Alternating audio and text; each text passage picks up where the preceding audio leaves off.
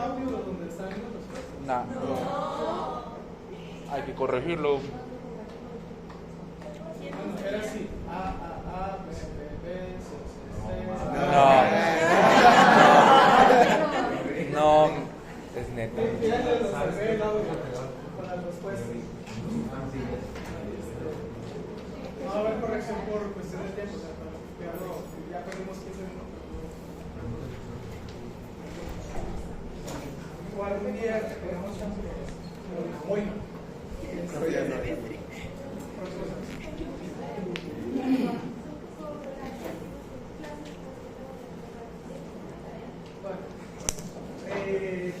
¿Alguien quiere hacer la oración para empezar?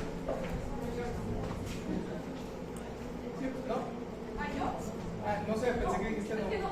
¿Alguien dijo yo?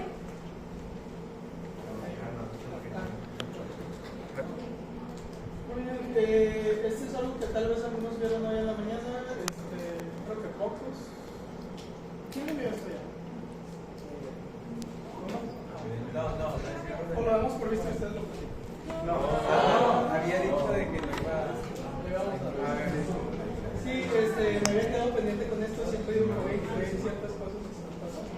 Es una lesión, este tipo de enfermedades es reciente, la verdad es que no están muy descritas todavía, porque los cigarrillos electrónicos no tuvieron su auge hasta hace unos 4 años atrás.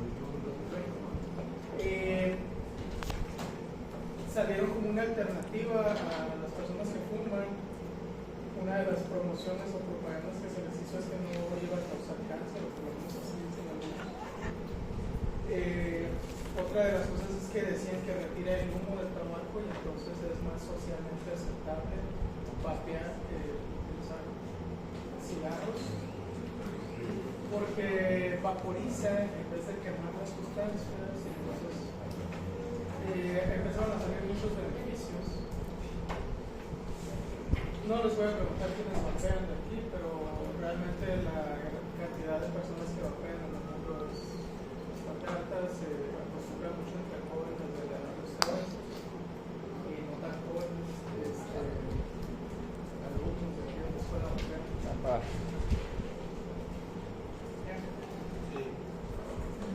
Me consta. No se lo tomen a más, pero si están llevando clases de la universidad y están viendo cómo es que el cigarro, los drogas, el alcohol, todo eso hace daño, todavía lo siguen consumiendo, porque están medio tontos. Pero bueno, a veces se hace por presión social, en otras ocasiones es por experimentar, en fin, a final de cuentas. No sé, antes el cigarro tenía como esa impresión de dar mayor madurez a las personas. No sé si les tocó a ustedes estudiar sobre la institución. Pero en fin, al final de cuentas ustedes reconocen si se hacen un daño a su propio cuerpo o no. Pero como médicos, se supone que estamos como promotores de salud, como el ejemplo, se supone. Y muchas veces hacemos cosas que nos causan daño, pero regulamos. Pero aún si consumimos drogas o nos matamos. Entonces, bueno, cada quien hace lo que entonces se promocionaba el cigarrillo electrónico como algo más inocuo, que no iba a hacer daño, que iba a ser entretenido, divertido. Es más, se vuelve, por lo menos para mí se me hace medio gay, que consumen nicotina de sabores. Sí. Entonces, de menta y así. Entonces, bueno, no sé, está medio raro, muy delicado.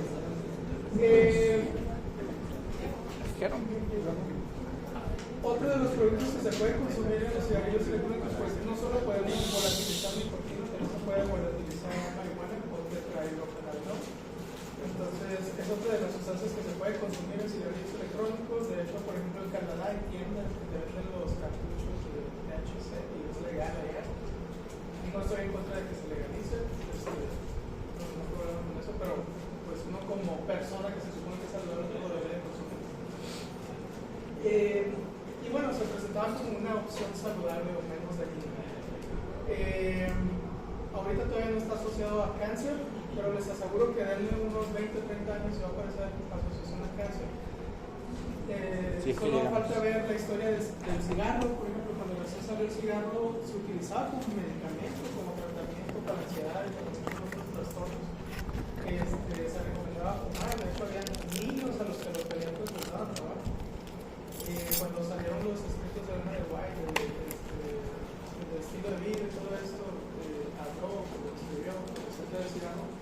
Y en ese tiempo los doctores iban a decir, oye, pero si toda la comunidad médica dice que es bueno, porque pues pasaron varios años, se hacen estudios, pues el cáncer, y no solo cáncer de pulmón, cáncer de todo por todos lados. Entonces, ahorita que digan que no hay suficientes estudios, no quiere decir que sea inocuo, quiere decir que todavía no conocemos bien los efectos, porque es algo reciente que conocemos. Alrededor de como 2016, 2017 empezaron a aparecer casos poco a poco esporádicos de pacientes que tenían lesiones pulmonares muy graves, que se revisaba y no tenían infecciones, no fumaban tabaco regular, no había tenido algún accidente o algo que propiciara el daño pulmonar tan severo que presentaba. Y entonces una de las cosas que nos quedaba era el uso de cigarrillo electrónico, y aparece una nueva enfermedad que es la presión pulmonar asociada a entonces es muy reciente. El pico, si ustedes buscan estadísticas y reportes, el pico de casos reportados fue en 2020 y de repente se viene a la baja, por lo menos en Estados Unidos, por la prohibición de la venta de cigarrillos electrónicos. Estados Unidos no está permitido, tiene que está prohibido venderlos o comercializarlos, no está prohibido tenerlos. Entonces puedes tener tu cigarro electrónico, pero no sé cómo lo consigues.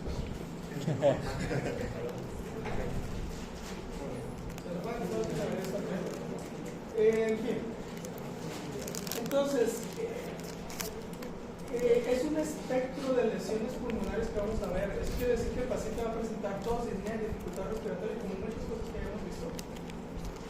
Y le pedimos una radiografía, una tomografía que tiene un daño pulmonar que puede variar, ser leve o ser grave. Entonces, a mediano a corto plazo, el cigarro puede afectar más que el cigarro tabaco. El cigarro electrónico no sabemos, o sea, es muy reciente, algo que lleva 4 o 5 años en el mercado, no hay suficiente estudio todavía.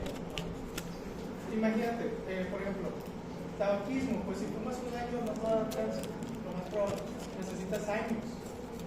Entonces, si acaba de salir 2016, 17, por ahí, el auge de estos cigarrillos electrónicos, vamos a necesitar unos 15 o 20 años para ver efectos a final de plazo. Es lo mismo que pasa con la marihuana. Durante mucho tiempo queda prohibida, cuando se empieza a permitir, porque vamos a ver que hay varios efectos que se habían encontrado pero no estaban muy descritos, y ahora tenemos mayor evidencia del daño que puede llegar a provocar. Cuando antes pues la gente que estaba a favor pues dice que tiene muchas propiedades benéficas, causa atrofia testicular, daño cerebral. Con la atrofia testicular ya no se puede. Sí. Entonces, dato curioso, si van al gimnasio toman creatina pero consumen café, el café anula los efectos de la creatina. Dato curioso. Muy bien. Entonces, son varios patrones de daño pulmonar que vamos a encontrar. Ese es un concepto importante. ¿Debido a qué? No estoy seguro, pero hay varios artículos que te dicen que el efecto de la creatina disminuye con el consumo de café. Y no quiere decir que lo consumas al mismo tiempo, sino que si tú tomas café durante el día y tomas creatina, no tienes tan buen efecto como si no tomaras. Qué triste. Bueno, hay 3 criterios importantes dados por la CDC que definen lo que es una lesión pulmonar asociada a cigarrillo electrónico. El primero es muy obvio, necesitamos asociarlo al uso de cigarro electrónico, entonces el paciente debe de haber utilizado un cigarrillo electrónico por lo menos en un periodo de 90 días previos a presentar la lesión pulmonar. Número 2, necesitamos tener evidencia radiográfica de daño pulmonar. Entonces puede ser una radiografía o un TAC donde veamos lesión pulmonar. Y número 3, que hayamos descartado otras etiologías. Entonces, a final de cuentas, es un diagnóstico de descarte o de exclusión. Etiología, hay diferentes sustancias que se le agregan a los cartuchos de los cigarros electrónicos. Una de las que más comprobado está que causa lesión pulmonar es el acetato de vitamina E. Ya está prohibido su uso, pero se sigue colocando en los cartuchos. No se ponen los que tienen nicotina, sino que se utiliza como diluyente de los tetrahidrocanabinoides. Entonces, si van a consumir marihuana, lo más probable es que tenga acetato de vitamina E. Ahora, es el más comprobado que causa daño, el más asociado a daño pulmonar, pero no quiere decir que si yo consumo nicotina de sabores no me va a pasar problemas. también hay otros agentes químicos que se están encontrando poco a poco que vienen en nuestros cartuchos que están asociados a lesión pulmonar, entonces no es lo único. El porcentaje, si dijéramos que 1 millón de personas fuman cigarrillos electrónicos, pues 2.800 casos no es gran cosa, pero pues no me gustaría ser uno de los 2.800 que presentan daño, y mucho menos me gustaría ser uno de los 68 que fallecieron por esa razón. ¿Okay? Para fines prácticos, lo que ocurre es que está entrando un agente extraño al cuerpo. Pueden ser a veces aceites. De hecho, por ejemplo, las personas que utilizan vaporizadores se ponen su aceite esencial y están así. También está entrando un cuerpo extraño a sus pulmones y pueden tener una lesión pulmonar. O las mamás o abuelitos que le ponen Big Vaporub a los niños debajo de la nariz o en el pechito. Esos aceites que están en estas cremas se pueden inhalar y pueden causar también un daño pulmonar. ¿Y cómo qué tiempo?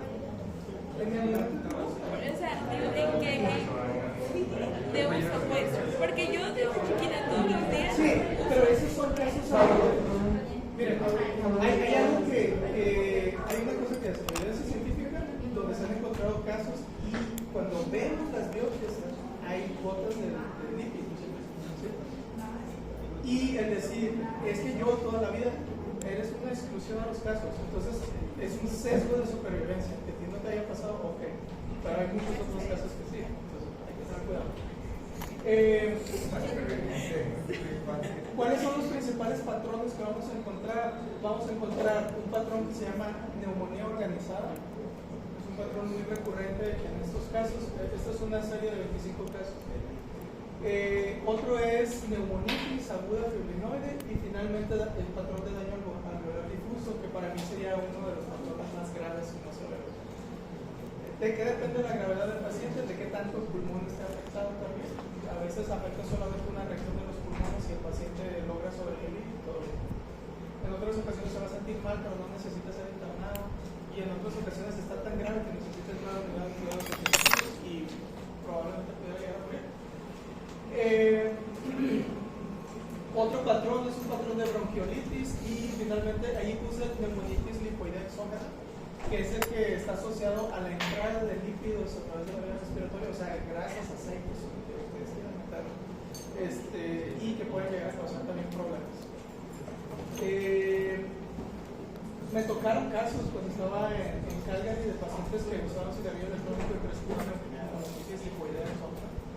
Pero si ustedes checan los artículos de investigación, dice que no está asociado. O sea que la neumonitis lipoidea exógena tiene que ver con las causas de un cigarrillo. Pero realmente no hay todavía bastante literatura. Hay otros artículos que dicen presentación en un caso de un paciente con cigarrillo electrónico y neumonitis lipoidea. O sea, son reportes de casos. Hay que darle tiempo a eso. Las lesiones pulmonares son muy variadas, pero lo que se caracterizan es la presencia de patches o zonas de consolidación en la radiografía, que pueden ser bilaterales, pueden ser unilaterales. Y por ejemplo, estos dos pacientes que se están presentando aquí, pues no se les ve como afectación de todo el pulmón. Tienen algunas áreas que todavía están conservadas. Las flechas nos señalan los principales sitios que están afectados. Aquí tenemos otro que tiene un daño bilateral, donde pueden ver ustedes las opacidades que se ven en la radiografía. Y pues estos pacientes generalmente tienen datos de neumonía organizada. Pero ahorita voy a hablar un poquito más de eso, si nos da tiempo. Pero hay casos graves, como el que están viendo en el recuadro B. Ustedes ya vieron enfisema. Y si se fijan, hay pequeños bulas o pequeñas vesículas que se están formando en las bases de los pulmones, principalmente. Y luego tenemos una flecha negra que nos está señalando una gran bula que se rompió. Y entonces el paciente desarrolló un neumotórax. ¿Sí alcanzan a ver el neumotórax o todavía batalla?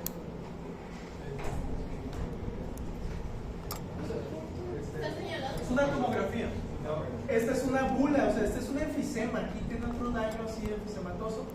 Esto en alguna parte se logró romper y entonces hay aire aquí. ¿Qué le está pasando al pulmón?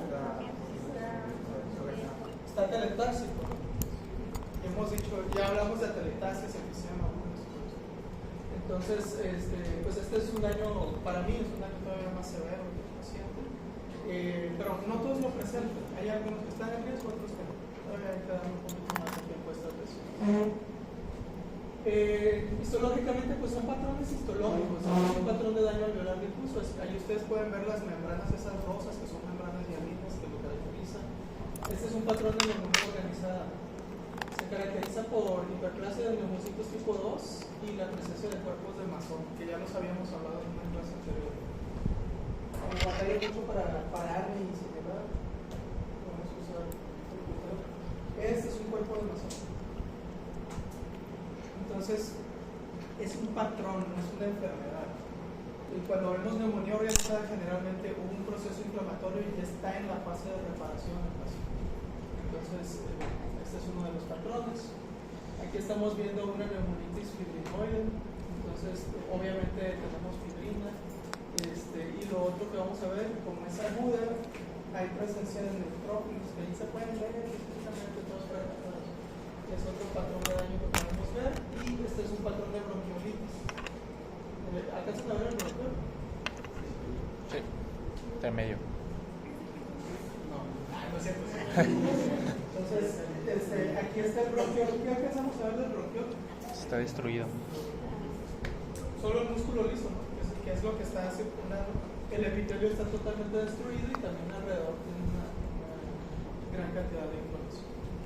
Y este es otro patrón, este es el de una neumonitis lipoidea. Todos los artículos en patología lo que predomina son estos macrófagos espumosos. Entonces, bueno, puede ser lo presentan por uso de cigarrillo electrónico, pero puede ser porque, no sé, es una señora fanática de aceites esenciales y está constantemente respirando. Ahí aspiró alguna cosa de estas. ¿Qué le podemos meter a nuestros pulmones? Entonces, aire. Pero los es otra cosa que no sea aire. Muy bien. Todo esto ya lo vimos en clase, la verdad. Bueno, hay varias preguntas. Yo creo que si ustedes tuvieran que apostarle a qué estudio más, pues probablemente sea pulmón, porque son 189 años. Y aquí nos quedamos, ¿no? Patrones. ¿Qué tipo de patrones dijimos que era ese? Lobar.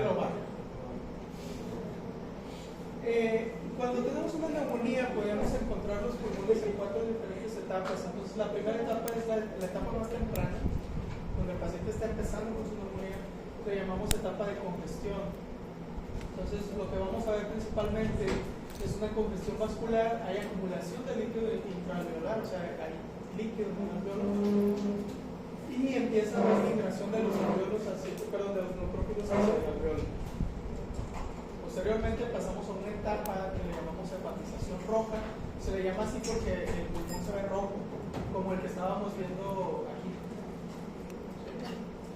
Entonces, esta etapa de hepatización roja se va a caracterizar por mayor cantidad de neutrófilos, por presencia de eritrocitos que salen del vaso sanguíneo porque hay una lesión, obviamente, y también por la presencia de fibrina, que está en diferentes grados, pero ahí lo vamos a ver.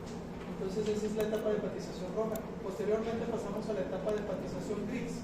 Aquí lo que va a empezar a predominar son macrófagos, empiezan a aparecer algunos fibroblastos, hay hiperplasia de neumocitos. Y entonces esto está destruyendo todo el material inflamatorio que se produjo. Ya la hepatización gris es una etapa reparativa del pulmón. ¿Okay? Y entonces finalmente pasaríamos a la fase de resolución, donde ya está reparándose. Finalmente ya estamos en las últimas etapas de reparación del pulmón. Entonces una hepatización gris se ve gris, como la que estamos viendo ahí. Esas zonas de consolidación están en una fase de hepatización gris, donde se ve diferente a la etapa de hepatización roja. Esas imágenes me sirvieron extra. Microscópicamente pues lo podríamos ver así. La primera es una fase de consolidación, de inflamación o congestión, donde vemos una gran cantidad de neutrófilos ya. Entonces hay un punto donde esto empieza a depositar fibrina, pudiéramos llegar a ver eritrocitos, y entonces pasamos a la etapa de hepatización roja. Y finalmente aquí, ¿qué es lo que más predomina? ¿Qué es lo que más estamos viendo? Fibrina. En estas estructuras como arreguladas. Ajá. ¿Cómo les llamamos? Cuerpos de masón. Es la etapa de hepatización gris o una etapa donde ya estamos reparando. Entonces, bueno, ahí va pasando poco a poco este proceso. No lo vamos a encontrar 100% como dice el libro, a veces encontramos unas áreas donde ya se está reparando, otras donde todavía está la infección. Entonces es un proceso dinámico. Lo podríamos agarrar en alguna de sus fases o entre una y otra fase. Pero pues los libros siempre nos lo van a presentar como absolutos. Entonces, fase de congestión, hepatización roja, hepatización gris y fase de resolución. Clínicamente, ¿qué va a presentar el paciente? Datos, típicamente, vamos a decir, el paciente tiene neumonía, fiebre elevada. Cuando digo fiebre elevada es arriba de 39, típicamente, a menos que sea una neumonía atípica. El paciente puede llegar a presentar escalofríos, tos productiva, puede ser mucho purulenta o no, y pleuritis por irritación de la pleura por la inflamación que está teniendo el pulmón. El paciente puede presentar un dolor al respirar, al hacer respiraciones. Si les llega un paciente con fiebre elevada, tos y malestar general, ya no está más. Tal vez logren ver una zona de consolidación. ¿Qué tiene este paciente? Vamos a ver La lobar. La lobar. neumonía lobar. Es el mismo cristiano que vimos en la anterior. No se puede llegar a escuchar eso. ¿Es de la bronquial? ¿La de los parches?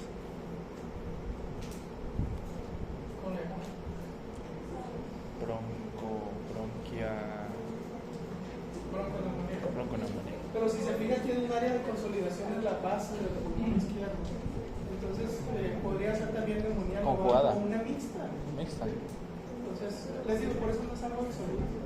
Lo usamos más como formas de describir las lesiones. Bueno, vamos a pasar a neumonías virales adquiridas en la comunidad.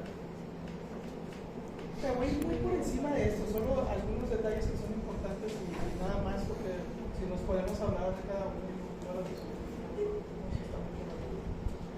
Apréndanse los virus más comunes. Entonces tenemos influenza A, influenza B, virus incisional respiratorio, el metatarbovirus, ribovirus, virus de rubiola, varicela, bueno, pues ya son un poquito menos, adenovirus y coronavirus, que hay una gran variedad de coronavirus, no hablando de SARS-CoV-2, sino otros coronavirus que buscan.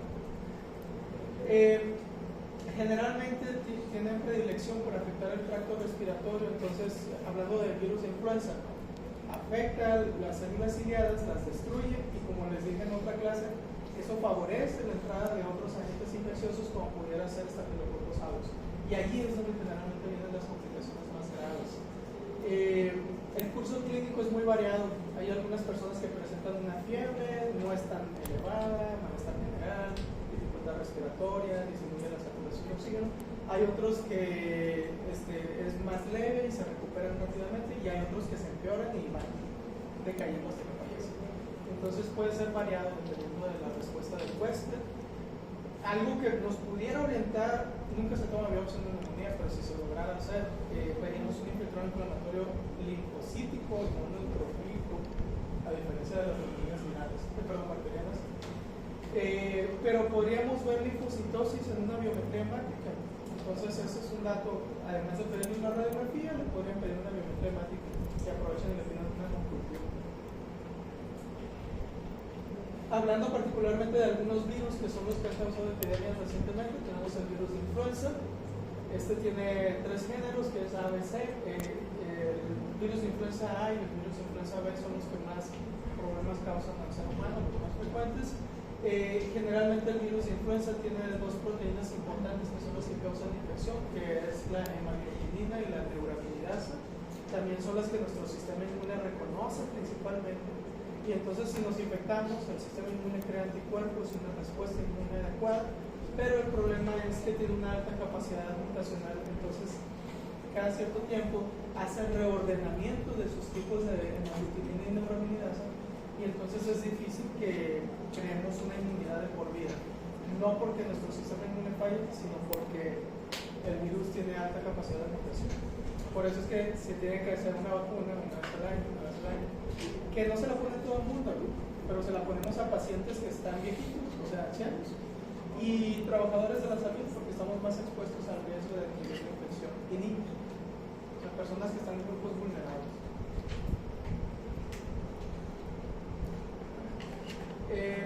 meter mucho con el ciclo viral. Si ustedes se pueden analizar los ciclos virales, casi todos es lo mismo. Virus infecta célula, célula replica partículas virales. Ensayan los viriones salen y la célula se destruye. En otras ocasiones, en vez de que la célula se destruya por la producción de viriones, se destruye porque llega un linfocito, reconoce que esa célula está infectada y la destruye. Entonces, estos dos mecanismos son los principales dos mecanismos de daño celular: por producción de viriones y destrucción, o porque llega un linfocito y los destruye. Eso aplica para casi todas las infecciones virales, casi todas. Entonces, pues no nos vamos a meter mucho en eso. Tiene varias cadenas de ADN, cada una de ellas sirve para codificar hemoglobininas y hemoglobinasas de ARN. También tenemos el SARS-CoV-2, es familia de los coronavirus. Curiosamente, ustedes estaban chiquitos, pero por ahí de 2012, 2011, que salió la pandemia de influenza, ya se estaba monitorizando la nueva epidemia que iba a aparecer, que era la del virus MERS, el del Medio Oriente, o Middle East, por eso se llama MERS, el otro coronavirus. Y la CDC enviaba comunicados de que aparece un caso de MERS, es fatal, es muy grave, puede matar mucha gente y todo, pero de repente estaba en vigilancia epidemiológica obviamente los otros coronavirus también, pero el que dio el salto fue el SARS-CoV-2. Entonces, o sea, no crean que solo existe el SARS-CoV-2, hay SARS y hay MERS, es otro que también había. Y bueno, así están muchos.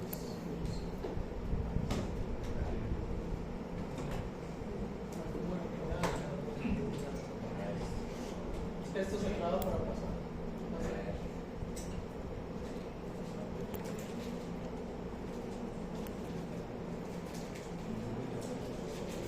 Sale. Bueno.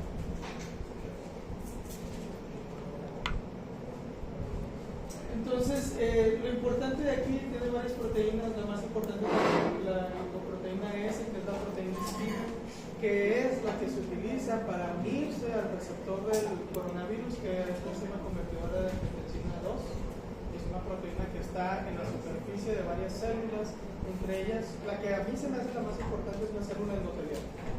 Pero pues algunos dicen que está dentro también en la superficie de las células ciliadas, de los linfocitos,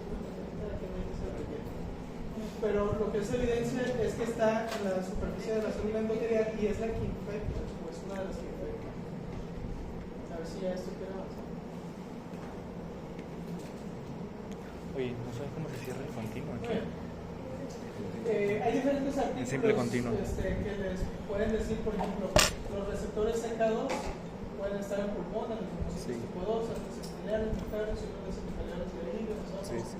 Porque lo que aparte el otro donde... No, pero es que están en no sé ¿cómo se cierra? hay una plática, invitaron a una doctora que es una Tenías de dejar una plática en contra de las vacunas de COVID y luego les digo, les han antes de mentido, pasarlo no aquí, hay se cerraba. receptores de enzima convertidora de angiotensina 2 en el pulmón, o a su otro. pero hay células epiteliales, o sea, sí hay. No sé si Debes de dejar así como entonces, que uno. no sé, se me hace una persona muy interesante. En fin. No, está. Mi principal enfoque es que causa daño endotelial y allí vienen las principales complicaciones del COVID. No es tanto por el daño, que es uno. o por lo menos Ok. eso es como yo lo veo. Eso ya Gracias. es de mi cosecha.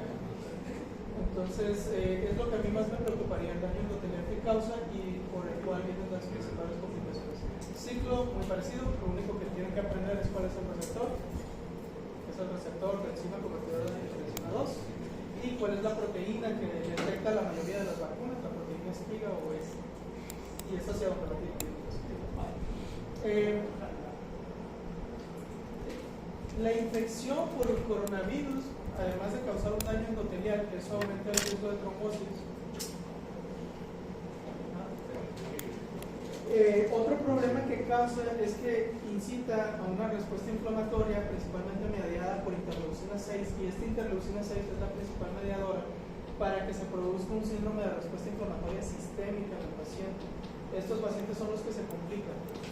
No sé si se acuerdan cuando vemos inflamación, síndrome de respuesta inflamatoria sistémica, pues porque sí, si no se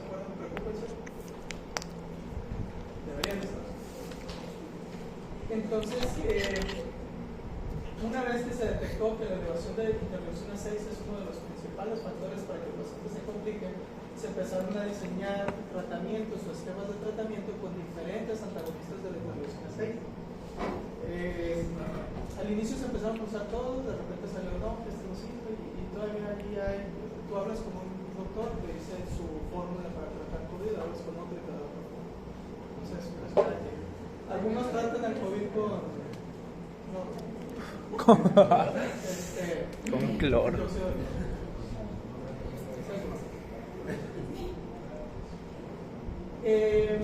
Entonces, como estamos teniendo un daño endotelial y tenemos endotelio en los capilares pulmonares, uno de los problemas que podemos presentar con ese daño endotelial es, a ver si me lo pueden decir, síndrome del estrés respiratorio agudo, ¿sí? O daño alveolar difuso. Entonces, estos pacientes son los que se complican generalmente. Ahora, ¿quiénes tienen mayor riesgo de sufrir daño endotelial dentro de los pacientes que pudieran estar infectados por COVID? Asma. Pacientes que ya tienen lesiones predisponentes que están dañando el endotelio de base. Entonces, factores que causan daño endotelial, ya lo hablamos, hipertensión, diabetes. Entonces, ¿cuáles son los pacientes que más se complican por infección por COVID? Diabéticos. Pacientes obesos, hipertensos, diabéticos, ancianos. O sea, personas que ya tienen un daño endotelial de base, se infectan de COVID que causa más daño endotelial y ahí es donde tenemos las principales complicaciones. Y uno que otro COVID. Eso ya lo vieron, entonces lo deberían de entender, ¿no? Si tenemos elevación de interleucina 6, si tenemos una respuesta inflamatoria sistémica, se activan factores procoagulantes, se va a empezar a crear trombosis el paciente en todo su cuerpo, al mismo tiempo hay factores antiinflamatorios que disminuyen la inmunidad del paciente y todo esto va progresando como una bola de nieve hasta que el paciente se muere. Entonces, digo, lo estoy simplificando lo más posible para que hacerlo más ridículo, pero eso es lo que ha pasado. Y el paciente pues fallece por falla orgánica múltiple si es que no falleció por un daño alveolar difuso. Muy bien. Entonces, otros mecanismos, ya vimos endocitosis del complejo viral causada en alveolar, pero también provoca una regulación a la baja de la enzima convertidora de angiotensina 2. Entonces, eso hace que la angiotensina 2 aumente en la sangre y eso va a causar que empeore la presión arterial del paciente. Al inicio del COVID había discusión en los chats de WhatsApp de los doctores. En la comunidad científica, o sea, tú veías artículos y había algunos artículos que decían el paciente con COVID hay que quitarle los antihipertensivos porque el receptor de enzima convertidora de angiotensina. Algunos doctores ya empezaron a poner a postular sus teorías. Al final se evidenció que si yo tengo un paciente que tiene hipertensión y todavía le quito el antihipertensivo y además tiene la regulación a la baja de la enzima que destruye la angiotensina 2, pues la presión empeora muchísimo. Entonces, al final, pues, oh sorpresa, tenemos que seguirle dando el antihipertensivo al paciente. Por si alguien les dice algo. Otro grupo de neumonías son las neumonías adquiridas en el hospital, conocidas también como neumonías nosocomiales, por lo menos así era en mi época, pero ahora se han ido catalogando de manera separada. Entonces tenemos nuevas categorías dentro de las neumonías que puede adquirir un paciente en el hospital. Para fines generales, una neumonía adquirida en el hospital es un paciente que lo internas y al poco tiempo, o mucho tiempo después, puede presentar una neumonía. Entonces, analizando, no es lo mismo el paciente que yo acabo de internar y a las 5 horas veo que tiene neumonía, o sea que lo interné por otra causa, al paciente que interné para una cirugía grave, se complicó, lleva una semana internado y empieza con neumonía. Los agentes causales van a ser diferentes. Entonces se llega a esta categorización donde tenemos una neumonía que le llamamos neumonía asociada a cuidados de la salud o cuidados sanitarios. Son las neumonías que empiezan en las primeras 48 horas de internamiento del paciente. Generalmente los agentes, digamos por estadística, los agentes más frecuentes son los mismos que causan neumonías adquiridas en el clínico. Entonces, si yo acabo de internar a mi paciente y al siguiente día presenta datos de neumonía, mi terapia va a ser dirigida a una neumonía adquirida en la comunidad. Es diferente a los pacientes que tienen una neumonía nosocomial, que son las neumonías posterior a 48 horas después del internamiento, o sea, 2 días después. Y entonces en estos va variando. Generalmente las neumonías tempranas podría tener agentes propios del hospital, pero sigue habiendo algunos otros.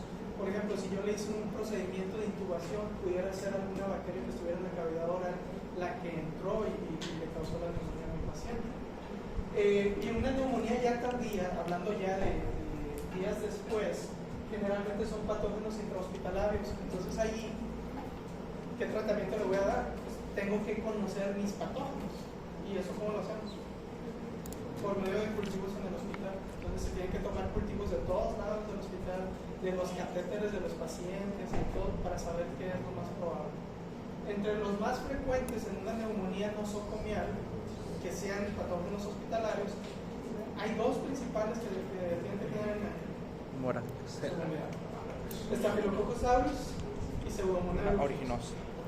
Y si pensamos en Staphylococcus aureus, que ya se los dije en la mañana y ayer, más probablemente sea meticillin resistente o vancomicin resistente, o el que da miedo, más miedo de todos, multidrogo resistente, que es como se los dije, ¿no? El Thanos de las bacterias. Entonces, pues le das todos los medicamentos, todos los antibióticos que tienes y nada le sirve. Y hay unos estafilococos meropenem resistentes, que meropenem es uno de los antibióticos más potentes que hay. Tengo un dato curioso ahí. El meropenem es de administración intrahospitalaria, entonces no vas a la farmacia y lo tomas.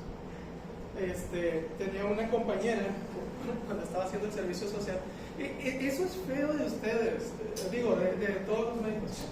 Tenemos que poner atención en clases porque luego hacemos cada tonta que terminamos poniéndonos en vergüenza nosotros, a nuestra universidad, a nuestra familia y la vaca. Esta compañera mía, cuando estás en el servicio social tienes muchas ganas de hacer cosas. Entonces llegó una paciente que tenía un ganglio inflamado, se lo quitó, no lo mandó a patología, lo tiró a la basura, y luego le dio de tratamiento a la paciente de antibiótico, le escribió una receta de meropenem. Y la paciente ahí va a la farmacia, oiga, es que me recetaron meropenem. El meropenem es de uso hospitalario, sí, se tiene que administrar intravenoso, ¿sí? Entonces nunca lo iba a encontrar. Además de que no es la indicación del tratamiento antibiótico, empezando por ahí. Sí, si yo le hago una cirugía que le doy, no sé, una cefalexina, o si estoy muy atrasado, una glucosa. Ya no se usa mucho la glucosa, no sé si les enseñaron eso. Porque ya hay resistencia por todos lados para la glucosa. Y entonces terminas humillándote por no haber puesto atención a las clases. Pongan atención, si no van a terminar como anécdota.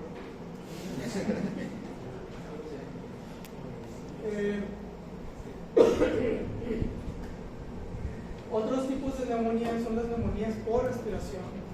Estas generalmente tienen ciertas particularidades. Para empezar, se van a presentar en pacientes que tienen riesgo de broncoaspirado.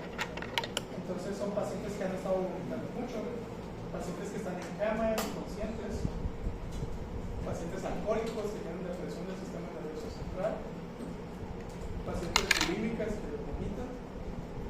Todos esos tienen riesgo de neumonía por respiración. Generalmente hay un problema doble porque si el paciente vomitó, tuvo reflujo o algo, pues también entra ácido a la vía respiratoria y el ácido daña el epitelio y entonces facilita todavía más la infección.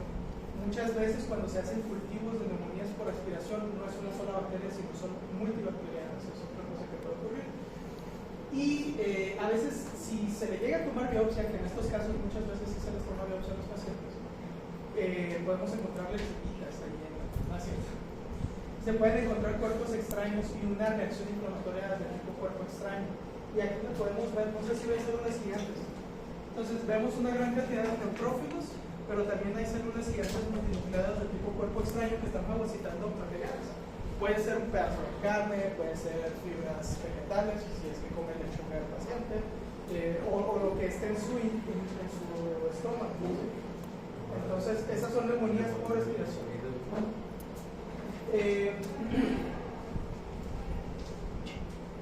Más frecuente organismos aerobios que anaerobios, otro punto importante. pero generalmente son multibacterianas estas infecciones.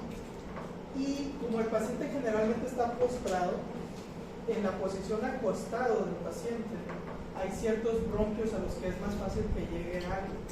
Entonces, estos van a ser el segmento posterior del lóbulo superior, porque está acostado, pues se va a ir al posterior, y los segmentos apicales del lóbulo inferior del pulmón derecho, que el pulmón derecho es el que tiene el bronquio más directo. Eso lo vieron, ¿verdad? Entonces, si ustedes tienen un paciente con una neumonía y están viendo que tiene infiltrados en estas zonas, y el paciente tiene datos de que tiene depresión del sistema nervioso, ha estado postrado mucho tiempo, ¿vale? Neumonía por aspiración. No sé si les comenté, ya le comenté al B, pero era algo que tenía en mente y que se me pasó hace tiempo cuando hablamos de algunas enfermedades infecciosas y que les dije a través de los besos y todo. Y les iba a comentar, para que tengan miedo, las caries dentales se contagian por besos. No. Entonces, antes de besar a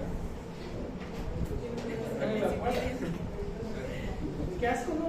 Sí. Que tú estás bien, te lavas los dientes todos los días, te besas con tu novia y de repente también por compartir botes de agua y eso. Tengan miedo, se me olvidó la bacteria, es una bacteria bien. Streptococcus mutans. Streptococcus mutans. Mutans, sí les voy a creer. Tengan miedo. Yo siempre me ha dado miedo. Besar. También se puede transmitir, por ejemplo, muchos papás tienen caries y el niño está normal, es un bebé, y entonces el papá toma agua y se la pasa al bebé y el bebé toma y entonces, bueno.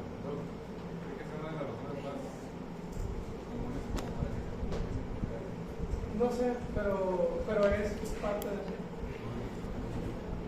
Yo nomás quiero inculcarles miedo. Que cuando besen a su novia se les revuelve el estómago. Ok, abre la boca primero. Déjame checar. Bueno. ¿Sí les afectó? No. Hay que compartir.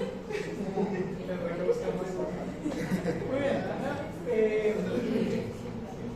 Otra patología que se puede presentar que es infecciosa son los abscesos pulmonares. Estos tienen varios mecanismos, entre ellos puede ser aspiración de un material infeccioso, como puede ser una caries dental. Entonces, a veces fragmentos de la caries se pueden desprender y en vez de irse por el tracto gastrointestinal, se va por el tracto respiratorio y puede llegar a un punto y ahí quedarse. Entonces, son infecciones que son más localizadas, no como una neumonía que causa síntomas más sistémicos, fiebre y todo. Generalmente un absceso depende del tamaño, pero no puede causar tantos problemas. Otro podría ser sinusitis, un paciente que tiene pus en los senos paranasales y de repente las secreciones, parte de ellas se lleven a los pulmones y causar problemas, o amigdalitis. También pacientes que vomitan y aspiran continuo gástrico, no siempre les da neumonía por aspiración, a veces puede ser solamente un absceso. O puede ser complicación de ciertas neumonías que son neumonías bacterianas necrotizantes. Entonces, ¿cuáles son las principales bacterias que causan neumonías bacterianas necrotizantes? Staphylococcus aureus, Klebsiella pneumoniae y Pseudomonas auriculus. Principalmente esos tres. O Streptococcus pyogenes, ya aprendes a los cuatro. Pero entonces, Staphylococcus aureus, Klebsiella y Pseudomonas principales que pueden causar una neumonía necrotizante.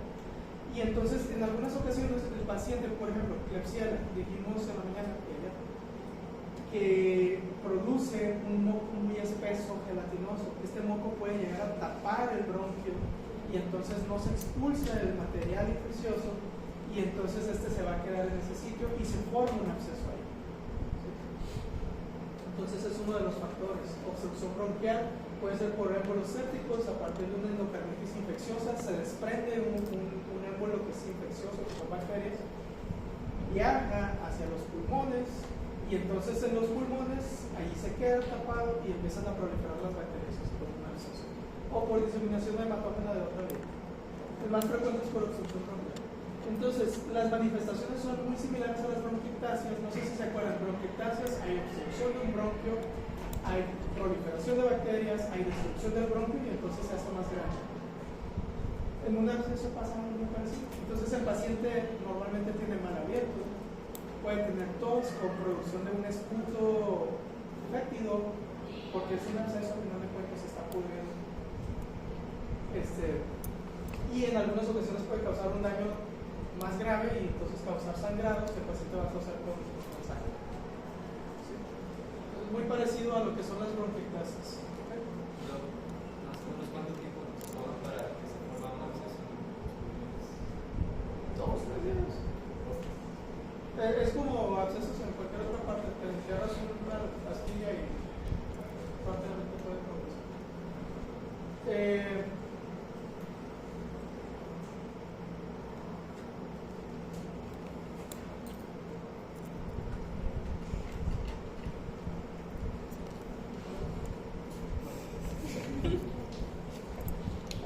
Hay una película que probablemente han visto de una persona que era un genio que ganó el premio Nobel y que lo contrata un servicio secreto de Estados Unidos para que descifre códigos y él está todo entrado descifrando códigos.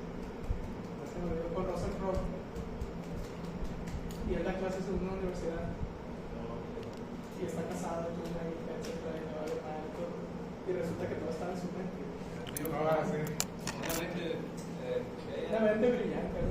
Sí, la vieron más. Miedo. O sea, se imagina que. Esquizofrenia, ¿verdad? Sí, se imagina que lo que está pasando ahorita, ustedes realmente están internados.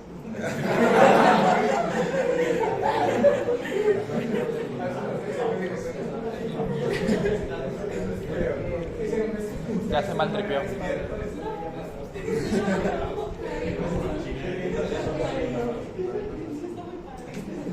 Tal vez sería más fácil la vida. Muy bien. Hablando de eso,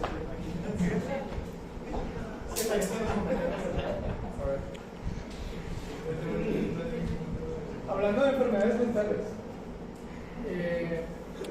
Sí. sé que muchos tenemos depresión, yo tengo muchos problemas, pero todos tenemos problemas. A veces, si sienten que la escuela es muy pesada y que eso les está orillando a problemas de depresión serios, busquen ayuda, obviamente. Si es que todavía no están. Busquen terapias que los ayuden a ir dejando los medicamentos. Se los digo como consejo. Y sean sinceros con ustedes, porque luego entran al internado. Y si creen ustedes que esto es difícil, el internado es peor. Entonces, si ahorita están en crisis, en el internado tenemos alumnos que luego hacen intentos suicidas, o se sienten muy mal y se disocian totalmente. Entonces, sean sinceros, tienen 3 años todavía para analizarse y ser sinceros con ustedes mismos y decir, no, yo lo estoy pasando muy mal, o no sé controlar bien el estrés. ¿Saben qué? Antes de empezar el internado me voy a tratar bien. Se los digo como, no para discriminar a la gente que tiene problemas de depresión y ansiedad, es por el bien de ustedes. Porque luego dicen, sí, yo me lo viento. Y es difícil, están desvelados, están todos cansados y están deprimidos, están solos, a veces rentan solitos y empeoran. Y no es padre. Entonces, cuídense. Aquí una consulta que comunican a Costa. Está otro doctor. Hay 3 doctores. ¿Cuál recomienda? Está el doctor Pessoa, está el doctor Acosta y está la doctora Luis.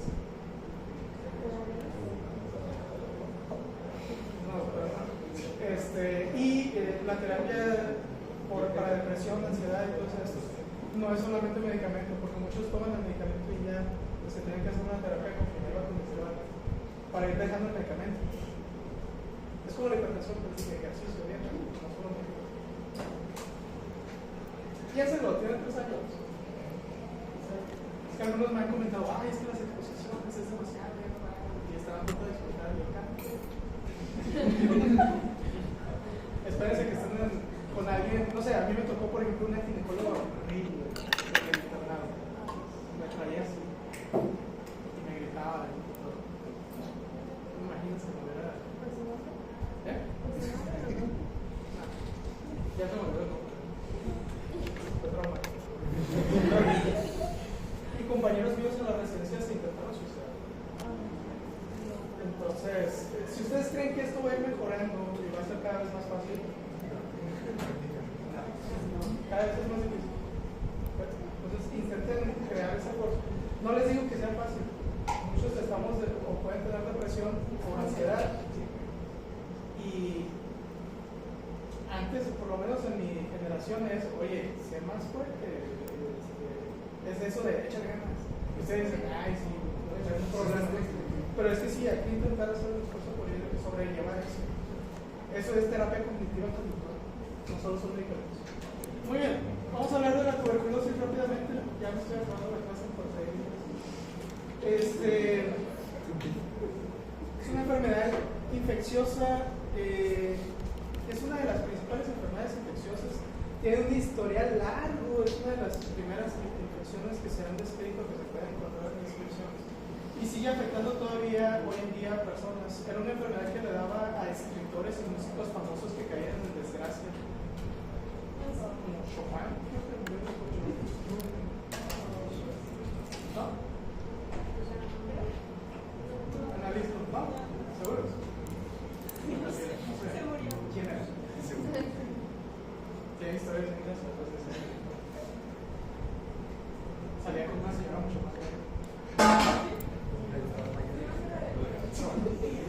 Entonces, en 2018 murieron 1.5 millones de personas a causa de tuberculosis, incluidas de estas 1.5, 251 tenían VIH. Esa es una parte importante que ahorita vamos a hablar.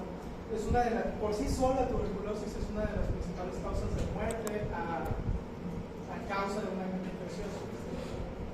¿Y cuáles son los lugares o las poblaciones que más riesgo tienen de tuberculosis? Poblaciones pobres, por hacinamiento y enfermedades crónicas debilitantes, que eso es diabetes, hipertensión. Entonces, México. Sí. ¿Alguien es de Perú? ¿Bolivia? También. Entonces, la OMS hace reuniones cada cierto tiempo para establecer metas para ir disminuyendo la tuberculosis, y a los países más afectados les da ayudas económicas para tratamientos contra tuberculosis, y ha hecho esta categorización. Son los países con más alta carga de tuberculosis. Entonces se clasifica, por ejemplo, tenemos países donde hay tuberculosis que es multidrogoresistente, donde la rifampicina no la hace. Entonces, entre esos países, uno que vamos a destacar es Perú, porque puede haber gente porque está en América. Luego tenemos países que solamente presentan tuberculosis y ya, que sería Camboya y Sierra Leona. Tenemos países donde hay tuberculosis junto con VIH como el principal predominante, y bueno, son varios países que ahorita nos vamos a fijar que casi todos son países africanos. Y hay países que tienen todo junto, que son los que China. ¿Sí? Entonces, estos son datos de 2016. Entonces, muy probablemente ahorita China ya esté saliendo de este lugar. Estoy casi seguro porque el socialismo. Sí, escucho que era por acá. Muy bien. Entonces, esa sería la categorización. Son los principales países afectados. Está Rusia también. Es un país que también ha sido muy afectado por tuberculosis. Y si vemos un mapa, los países donde hay mayor incidencia son los países de África subsahariana. ¿Se acuerdan cuando vimos VIH? El mapa es muy parecido. Entonces, ahí los vamos a ver. Otros países afectados en América, Perú, y Bolivia, también estaban así. La India y bueno, todos los países que están ahí en Asia, en el sur, de Asia, presentan afectación. Si vemos mortalidad por VIH, igual, en América pues, está Perú y Bolivia, y luego toda África subsahariana afectados, la India y otros países. Son los principales. México es país endémico de tuberculosis, entonces por el simple hecho de estar aquí ya están en riesgo de tuberculosis. A menos que vivan en San Pedro.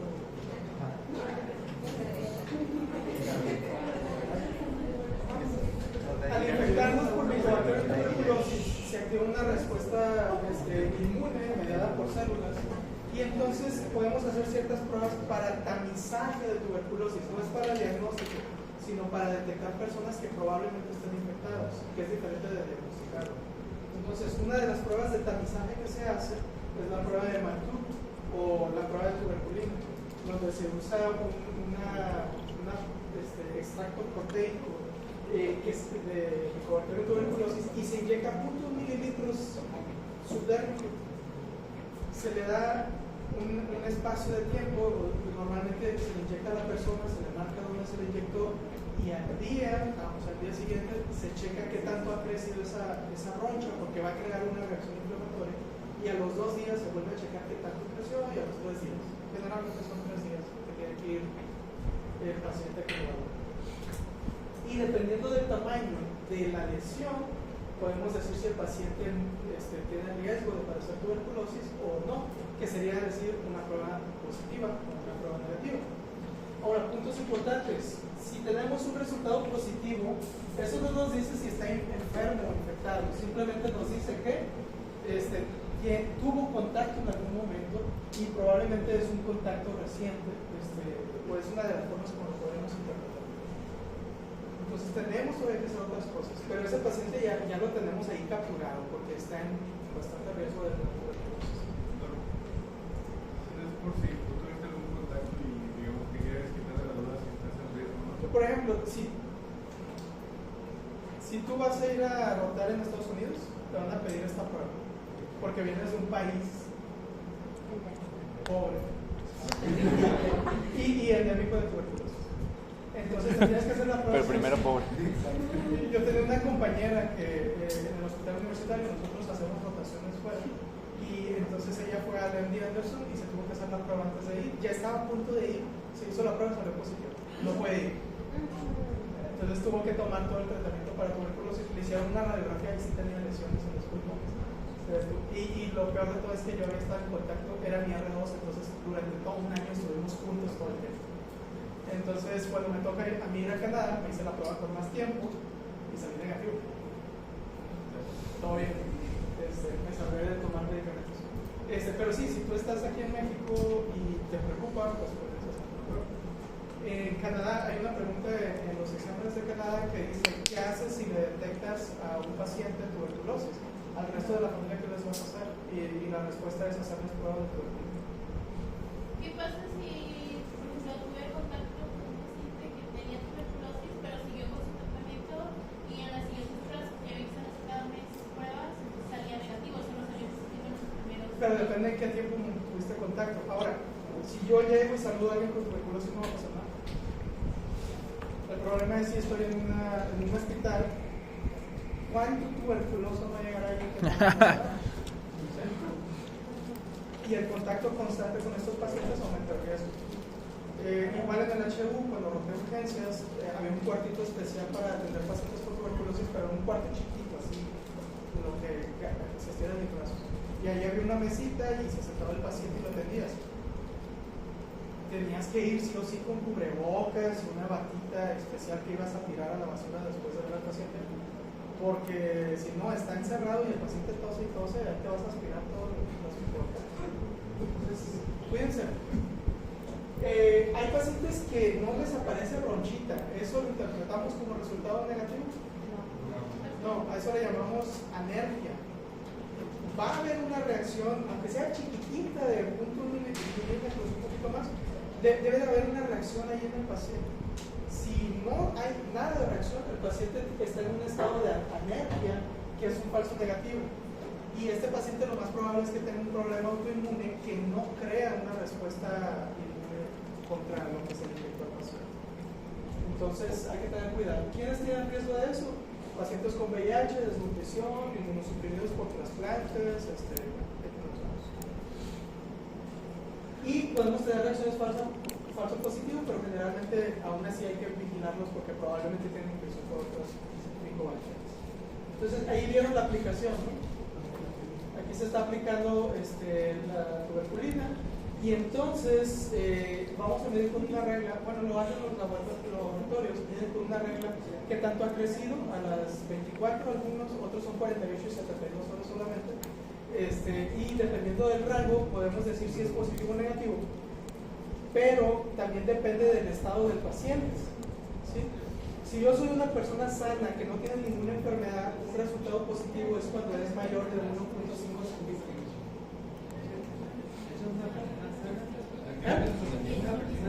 Una persona sana tiene que ser más de 1.5 centímetros. Eso en Estados Unidos. Si estamos con pacientes que son usuarios de drogas intravenosas que han estado en países con alta prevalencia, entonces 1.5 es mayor de 1 centímetro y ya es positivo. ¿Okay? Y pacientes que son VIH positivos, aunque la brochita se haga de 0.5 centímetros, ya con eso es positivo. Entonces también depende del paciente, ¿sí? Hay diferentes tamaños dependiendo del estado del paciente.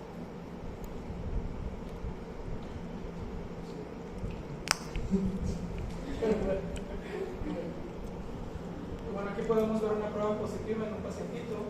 Las ronchas, no sé cuántos les pusieron o han visto un bebé que le ponen la vacuna de bebé. Se les hace una ronchita, a veces se les hace una vesícula, luego se revienta y se seca. Bueno, puede pasar lo mismo con estas ronchas que se aplican. Entonces, bueno, aquí tenemos un resultado positivo. A veces se ulceran y se ven bien feas, entonces la respuesta inflamatoria. Se podría infectar. Entonces, bueno, es una prueba ahí que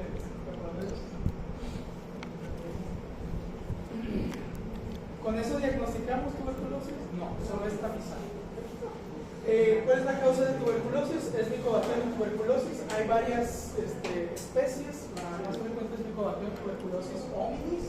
Tenemos otro Mycobacterium que puede causar tuberculosis, que es Mycobacterium bovis. Está asociado más a la ingesta de leche no pasteurizada. Entonces podría ocurrir, por ejemplo, cuando yo era chiquito, en el rancho de mis abuelitos, todas las mañanas a las 5:30 de la mañana ordeñaban las vacas y luego así del balde o a veces así directo de la orilla de la vaca tomabas leche. Qué rico. Sí, sabe buena, pero está en riesgo de estar. Entonces hay que hervir la leche pasteurizada. No, pero eso sí te puede. Eso te puede matar. También puede causar tuberculosis orofaringea, tuberculosis intestinal. Y hay otro tipo de micobacterias que se llaman Mycobacterium avium complex. Estas también las conocemos como micobacteriosis atípicas. ¿Okay? Si yo tengo un paciente con una micobacteriosis atípica, este paciente está inmunosuprimido, lo más probable es que tiene VIH. Y entonces aquí tenemos una biopsia de un paciente con tuberculosis pulmonar. Y lo que vamos a ver son estas bacterias, estas micobacterias. ¿Qué tinción es esta? Sí, es Nielsen, que no se les olvide. Hay otras tinciones para ver micobacterias, no es la única, pero en general también se les conoce como tinciones de Van. Pero sí, Nielsen es la que estamos usando ahí. Hay otra que se llama Fitefaraco, pero es más para ver Mycobacterium lepra. Que hay otra que se llama Kill, o algo así, también es para el corte. Este es un Nielsen de un paciente con micobacteriosis atípica. Una de las cosas que vemos es que las micobacterias son más gorditas, más chiquitas, o sea, más cortas. Y estos son macrófagos que fagocitaron una gran cantidad de micobacterias, pero no las pueden destruir. Entonces es un paciente inmunosuprimido. Esas son micobacteriosis atípicas. De la patogénesis, lo más importante es que el macrófago fagocita la micobacteria y si tenemos una respuesta inmune adecuada, destruye la bacteria, va y se lo presenta a los linfocitos T y entonces el linfocito TCD4 empieza una respuesta de tipo TH1 y entonces viene la formación de granulomas con esta respuesta de tipo TH1. ¿Okay? Esa sería la forma normal, pero hay veces que no funciona bien esto y entonces el macrófago fagocita y ahí se quedan las micobacterias y pueden proliferar en el citoplasma del macrófago, que sería como que una de las cosas más feas. Entonces que no se les olvide la respuesta TH1 orquesta la formación de granulomas y necrosis gaseosa. Por algo lo puse en rojo y ¿sí? Una razón.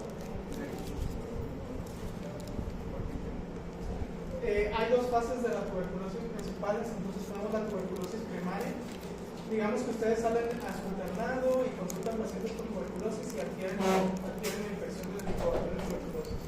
Entonces, generalmente lo que van a presentar inicialmente es una lesión donde prolifera la micobacteria, que es el granuloma caseificante que se ve. Generalmente es un solo granuloma. Ustedes están inmunocompetentes, entonces se va a crear una respuesta inflamatoria, va a matar a la bacteria, vamos a tener como quiera necrosis gaseosa, pero va a pasar el tiempo y se recupera. Todo bien. Pero tal vez son internos que han estado bajo mucho estrés, se han desvelado, no comen bien, no están llevando una buena vida, toman refresco, papitas, porque es lo único que hay ahí. No. Suben 20 kilos.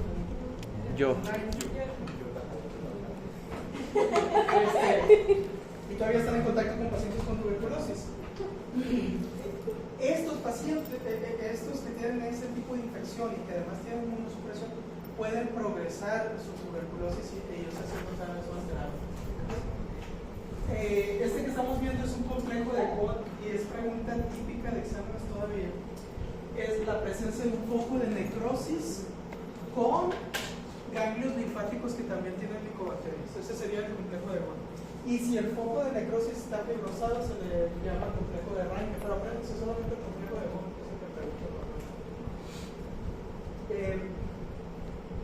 Entonces, más adelante, si el paciente tuvo contacto con micobacterias, pero su sistema inmune no fue capaz de eliminar a todas, ahí van a quedar algunas micobacterias sobreviviendo. Y cuando baje nuevamente el sistema inmune, se reactiva la infección y estas micobacterias empiezan a proliferar y pueden crear lesiones cavitadas como esta. Imagínense, todo este centro se necrosó y entonces el paciente empieza a toser y toda esa necrosis va a ir saliendo poco a poco. ¿No tienen alguien que posa de manera crónica en el dolor?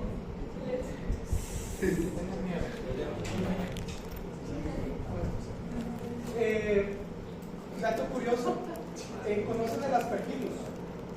Aspergillus, sí. Bueno, estas cavitaciones crean un ambiente muy padre para el aspergillus y entonces el aspergillus está en el ambiente normalmente. O digamos, ven un pan mohoso y mira un pan con moho y ya ahí entraron esporas. Las esporas pueden entrar a través de los bronquios, llegar aquí y dicen, pues está padre para vivir. Y empiezan a hacer casita ahí. Y proliferan y crecen y crean una bola. A veces se confunde con tumores esa bola. Y cuando se hace cirugía y se saca, resulta que es una bola de aspergillus, que se llama fungus bug. Otra cosa que ocurre es que se puede diseminar por vía hematógena el Mycobacterium tuberculosis y entonces ya no solo tenemos el daño pulmonar, sino que como se fue por la sangre, llega a otros órganos. Y entonces tenemos un patrón muy característico que se llama patrón de tuberculosis miliar. Y entonces vamos a ver algo parecido a esto, que son pequeños focos de consolidación en todo el parénquima pulmonar. Y eso que está pasando en el pulmón también va a pasar en otros órganos, porque si está viajando por la sangre puede llegar a todos lados. Se le llama tuberculosis miliar porque se parece mucho a una semilla de un zacate que se llama mijo. Y en inglés es millet. Entonces de ahí viene miliar. ¿Qué órgano es ese? A ver si alguien lo tiene. Páncreas. Es el vaso. Y tiene tuberculosis. Y entonces aquí estamos viendo, esas son las semillitas de mijo. Entonces es como si tuviéramos un montón de lesiones.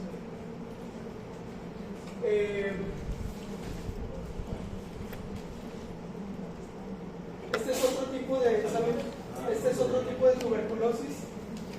Esta enfermedad que están viendo ahí en la imagen de la resonancia magnética o tomografía es una de las enfermedades más antiguas descritas en la historia. Entonces ustedes pueden ver jeroglíficos y hay imágenes de personas con esta enfermedad en los jeroglíficos. Es la enfermedad de Pott. Entonces la enfermedad de Pott es tuberculosis en los cuerpos vertebrales. Entonces si se fijan, aquí tenemos una vértebra, aquí hay otra, pero aquí debería de haber otra. Entonces aquí hubo tuberculosis, destruyó el cuerpo vertebral. ¿Y qué pasa si se destruye y debilita? Colapsa. Y entonces, si se fijan, hay tejido que está protrudiendo para comprimir la médula espinal.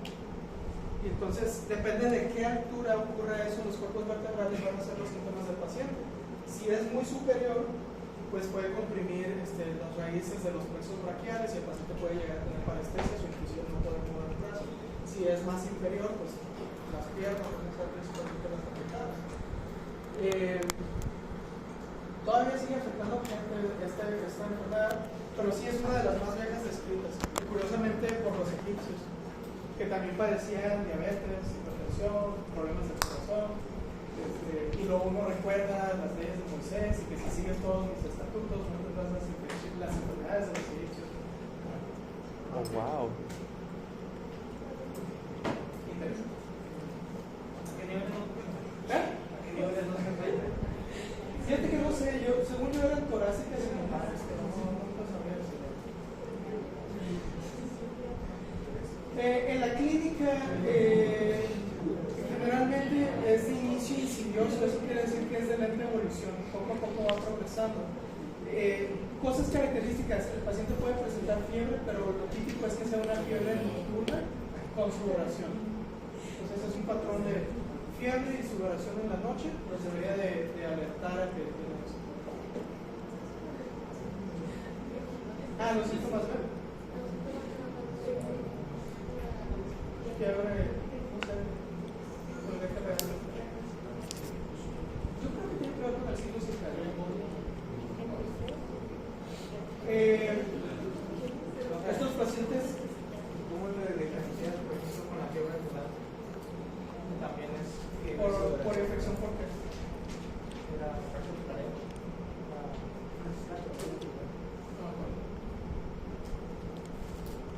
Pero es que es lo mismo, es la noche y con fiebre. Que en el día ya También asociado a neoplasias. Son patrones característicos, pero pues, yo no creo que batallemos. Tiene todos sus respuestas. Es que esa es una de las cosas. No seguir con un solo dato. Muchas veces estamos enseñando y decimos esto es característico, pero hay muchas otras cosas que acompañan. Entonces, igual con las neoplasias. Pues el paciente muy probablemente, si tiene un linfoma, por ejemplo, que son los que nos dan síntomas, no van a tener tos.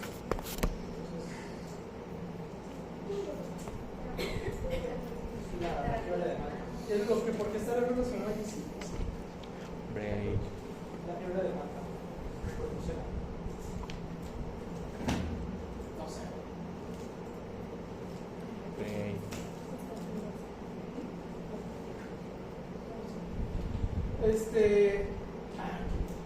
¿Cómo llegamos al diagnóstico? Cultivo. ¿Quién enseñó el Gene Expert? ¿Quién habló del Gene Expert? ¿Sí? ¿Nos puedes explicar? Muy bien. Para llegar al diagnóstico tenemos que confirmar la presencia de Mycobacterium tuberculosis. ¿Cómo lo podemos hacer? Lo vieron en el micro. Cultivo. Si están en consulta en un ranchito, ¿qué sería lo más fácil para hacer? Ah,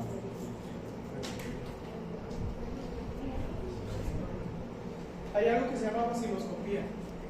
Y entonces hacemos una vaciloscopía seriada. Le damos 3 botecitos al paciente y le decimos 3 días diferentes usted va a arrojar flema. Y es importante decirle, no es saliva, ¿sí? O sea, no es escupir allí. Tiene que salir de muy dentro de él. Entonces, normalmente la indicación, o por lo menos así me la aprendí yo en el laboratorio, le pides al paciente que inspire en la mañana cuando se levante, inspire profundamente y cuando llegue a su máximo, inspire todavía un poquito más y les va a causar un reflejo de tos. Si lo hacen bien. Si no, intenten, inspiren y con todas sus fuerzas intenten todavía meter más aire. O queda bien relajados tal vez. a mí Y mismo. entonces necesitamos que salga la flema. Si tiene tuberculosis va a salir flema. Y esa flema se le hacen tinciones de Sim Vincent y entonces se ven al microscopio. Y si yo veo micobacterias, problema resuelto. Con que yo vea una sola micobacteria, puedo hacer el diagnóstico. No necesito ver 20 por campo ni nada de eso. Una sola micobacteria es el diagnóstico. La forma es muy característica. Decimos que la Mycobacterium tuberculosis es una bacteria arrosariada. Eso quiere decir que parece como un rosario que tiene varios cuentos. Y no sé si le tomé foto y esta es mía o si me enamoré de alguna otra. Aquí se puede ver muy característico cómo está segmentado. Entonces, esa es la forma característica del Mycobacterium tuberculosis. Otra forma de comprobar la presencia de Mycobacterium es la que mencionaron del cultivo. ¿Cuál es la desventaja? ¿Cuánto tarda en estar positivo? 2 semanas. 10 semanas.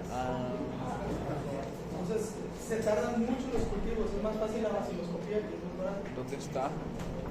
Y si en el laboratorio tienen algo que se llama no era maldito, pero son ensayos radiométricos, se hacen cultivos más rápidos y se va haciendo análisis por medio de lucecitas y todo, y entonces el diagnóstico puede salir en 2 semanas. Y si tenemos dinero suficiente, unos 5,000, 6,000 pesos, podemos mandar la secreción del paciente y hacer algo que se llama gene expert. Se toma un poquito de esa secreción, se pone en un cartucho, se mete a un aparato y en 1 hora y media, más o menos, sale el resultado. Y no solo les dice si tiene infección por Mycobacterium, les dice la especie y les dice si es resistente a rifampicina. Entonces, súper ventaja. Si tienen un laboratorio y ponen su gene expert, ustedes van a gastar 800 pesos por cartucho, pueden cobrar 6,000 pesos y ya tienen un buen margen de ganancias. El aparato cuesta como $500,000. Está bien. Váyanse a un lugar donde haya mucha tuberculosis.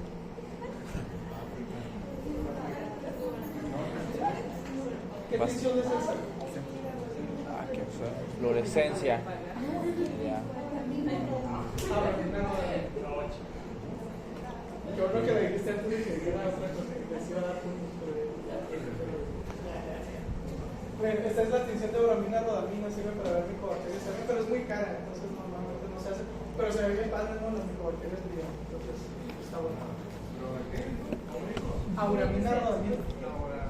Auramina. Y este es el Gene Expert, es un aparatito chiquito, no unos así. Entonces, vienen estos cartuchos, te venden cada uno, bueno, hace 3 años costaban 800 pesos, y entonces el paciente te da su flema ahí, tú le traes bien padre, agarras una pipetita y colocas una pequeña cantidad dentro del cartucho, metes el cartucho al aparato, aplastas un botón y ya no te preocupas más. Y ya después de un rato te hace y te sale un papelito positivo. Lo ves en la computadora y te hace toda la análisis. Está muy padre. Oiga, muy bien. Está muy tarde.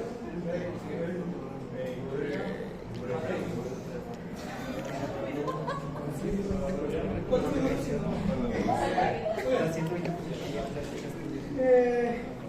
Estos ya se los presentó Castellán. Entonces, sí, coccidioides. Muy bien, entonces tenemos enfermedades por hongos que pueden causar neumonías. Las 3 primeras son histoplasmosis, coccidioides y blastomicosis. En pacientes inmunocompetentes generalmente dan síntomas como una gripe, entonces te sientes mal unos días, estás así medio, pero te recuperas, todo bien.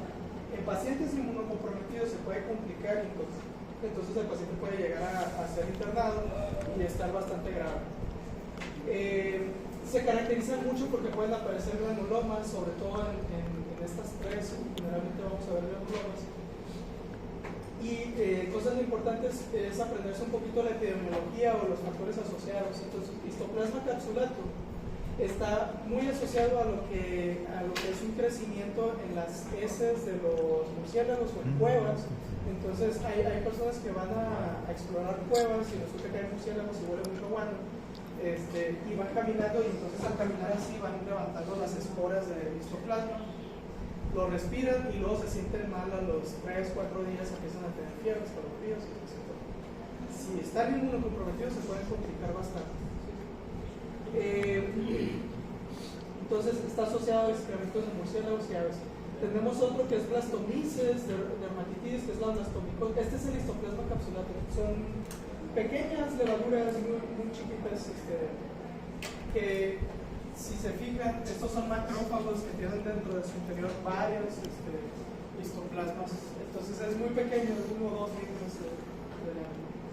Tenemos también blastomices dermatitis. Este es una bacteria, una hongo más grande. Generalmente lo vamos a ver haciendo gemación, entonces se va dividiendo en dos. Las gemaciones generalmente son de base ancha. Los sitios donde se presenta, si se fijan un poquito en la epidemiología, son áreas endémicas muy similares. Afecta aquí también Nuevo León. Entonces, todos estos que estamos viendo aquí en Nuevo León, entonces los podemos llegar a ver aquí también. Ahí se acaba. Entonces, este también puede llegar a ser aspirado. Si somos inmunocompetentes no hay tanto problema, pero si estamos inmunocomprometidos nos va a causar problemas. Esta es una tinción de PAX y curiosamente casi todos los hongos con PAX los podemos ver perfectamente porque tienen una cápsula muy rica en polisacáridos. Y entonces aquí vemos la cápsula que está rodeando a los blastomices y la gemación que está haciendo. Muy bien. Coccidioides, este sí, ya se lo deben de saber porque lo presentó muy bien. Entonces vamos a suponer que sí y ya lo voy a soltar, pero les voy a preguntar. Puntos importantes. ¿Dónde se presentan? Áreas áridas y calurosas, ¿sí? Entonces Arizona, sur de California, Texas, Nuevo León, Coahuila, Chihuahua, Sonora y Baja California. En los libros no dice Nuevo León, pero bien, gracias. Tengo varios.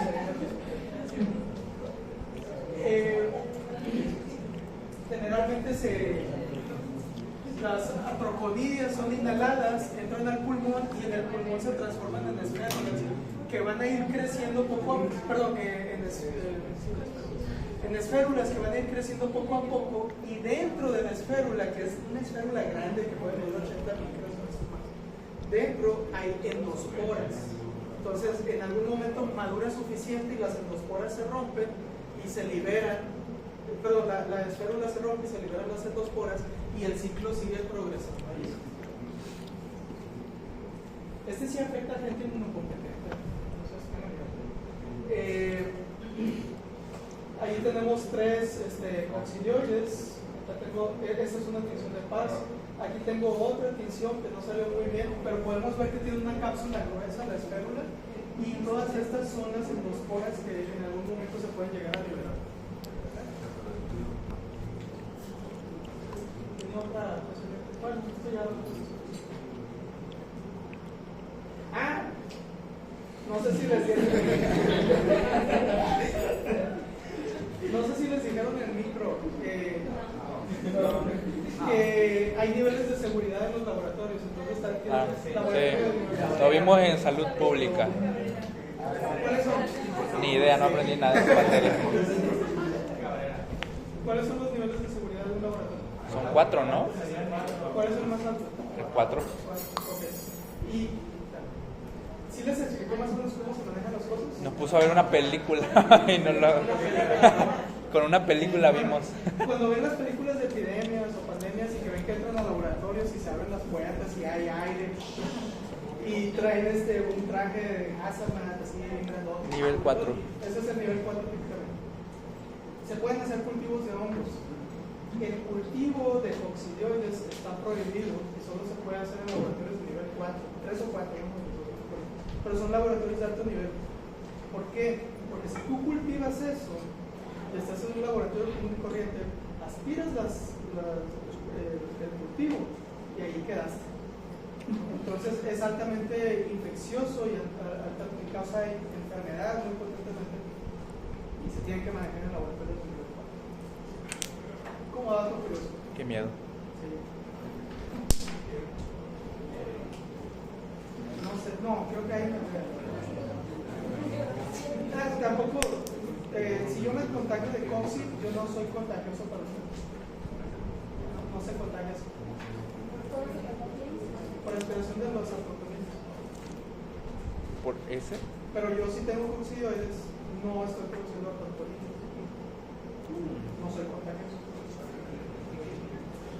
Tengo el caso aquí de una mujer, de un muchacho, no me acuerdo, que tenía un tumor aquí y era COVID. Tengo otro de un paciente que tenía una lesión en el dedo de la mano y era COVID. Y otro de coccidioides pulmonares. Entonces voy a tratar eso.